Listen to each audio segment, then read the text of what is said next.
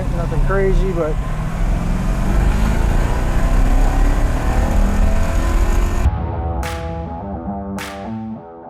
hi everybody, Jim from County Corvette. I have today a 63 Corvette split window coupe in Sebring silver, red interior, and the highly sought after fuel injected 360 horse 327. This is a concourse body off restored example done by Bayberry Restorations in New Hampshire. They did a really fine job on the car. I have photos of the car stripped down. It's a really clean body, and it's hard to find them like this. And I can tell you, restoration at this level is 200 plus thousand. It's just what it is. Maybe find a backyard guy to do it cheaper, but you're not going to get the quality. We know the car since the prior owner bought it. We've serviced it. You know, we did do a few things to it, just went through it. You know, a lot of times they get restored, they're not fully sorted. Not to say that was the case here, but we got everything working as it should. And this car runs and drives and performs as it should. So, all that said, it is a power window car. It's matching numbers throughout. I did notice when I went through my inspection, the rear differential looks like it's a little bit later of a case. But other than that, everything jives on it. You know, that's important because parts for these cars are expensive. Even if you're missing some small stuff, it can really get expensive. Now, it's concourse restored, and that means it's overdone. So if you were going to show this car in CRS, it's going to get slaughtered, probably a full paint deduction. It shines too much. So it's not an NCRS car in that regard. It would do a top flight, but it's going to get beat up. I say the car is better this way. That's how I like them. They should look this way if you're going to spend the money to restore it. You know, do the fit and finish properly. Do a good high-end base coat, clear coat paint job on it like this, and you'll never have any regrets. So all that said, I've not driven the car. I do know the car, and we're going to take it out, just make sure everything performs as it should. But this was a no expense spared restoration, and should be able to be bought well under the money that it would cost to buy a real Fuelie, because you're probably talking $150,000 for a car that needs a restoration, and then spend $200 on it. So you're underwater. But these cars are still continuing to go up in price, up in value. They've cooled off a little bit. The frenzy's not where it was 2 years ago, but they're still bumping up, and good examples like this and this color combination, you can't go wrong. So let's take it out and see how it does. Okay, so this thing was still warmed up. On a Fuelie, you have to press the pedal halfway when it's warm. Now when it's cold, you go twice to the floor and up to reset the choke assembly, and that's how you start one of these cars. And that's how they were designed. That's in the owner's manual, and this thing starts as it should when it's warm. So everything on the inside of this car is stellar. It has original dash panels, which really indicates what the car was. It's got a correct clock movement in it, ticking, not sweeping.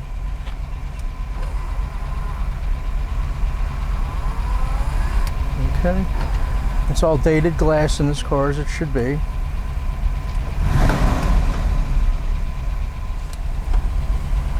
The gauge assembly was completely restored, but the gauge is set back to, I believe its original mileage of 56,000. Now I can smell the fuel in this car. It's good fuel in it. It's good high octane leaded fuel, which is what you have to run in a Fuelie. These fuel injection units require tetraethyl lead to lubricate the pump within the fuel injection unit. If it doesn't get that, you know, over time you're going to have problems. I have a 59 Fuelie in with a seized gear assembly in the fuel pump within the fuel unit, and you know, somebody tried to run, you know, pump gas in the car, and they won't run. You know, with 10% ethanol, you're asking for trouble, and in time you're gonna cause problems. So you can add a lead substitute, and that's okay, that works as well. But these pumps do need it. And don't let anybody tell you any different. Now, there may be alternatives out there by now. I'm not up to speed on anything, but that's what I know. This car feels great. You know, the chassis is beautifully restored on it, cosmetically done as well. This thing really runs right.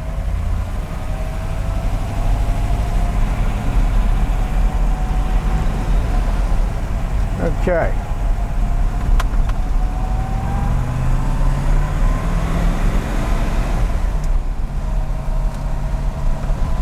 Now we're running on bias ply reproduction tires.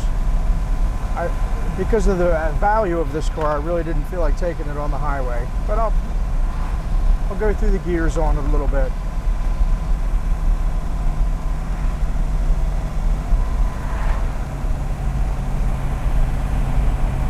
Everything's working as it should. All the gauges work as they should. We tested all the headlights and all that stuff. All that works. But yeah, to do a restoration at this level, you budget 200 plus. And that's what it costs these days. And they're not getting less expensive. So this is the way to buy one of these cars. One that's concourse, one that's fully sorted, and you know, a car you can jump in and enjoy.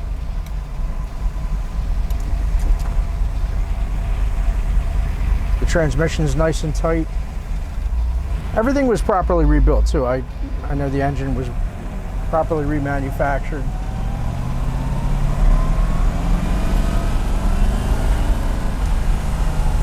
All right.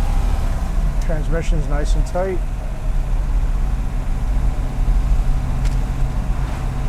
I can hear the solid lifters in it, so it was done to factory specs, which you really have to do with a fuel unit. These things are very vacuum sensitive, and you go tinkering with cam profiles, you're asking for trouble. I'm going to let these cars get ahead a little bit, but this thing feels great. There's no squeaks or rattles. It's really comfortable, and it feels like a really good car. The odometer just registered over another mile, so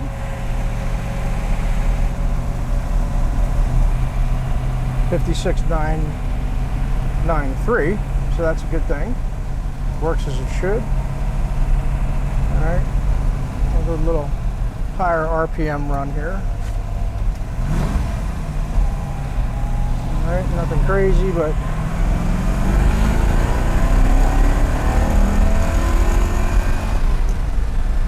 all right. I ran it up to 55. I kind of ran out of road here. I don't want to do anything unsafe.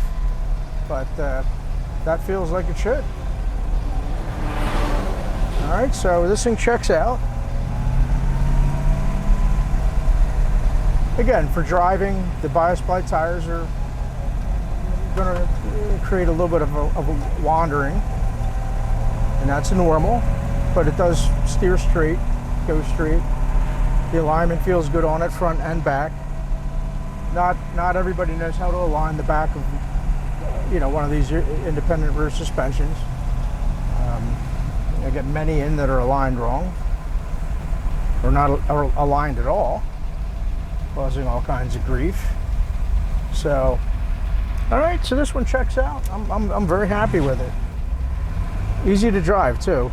It's not power steering nor power brakes, but still easy to drive. They're light cars, light front end.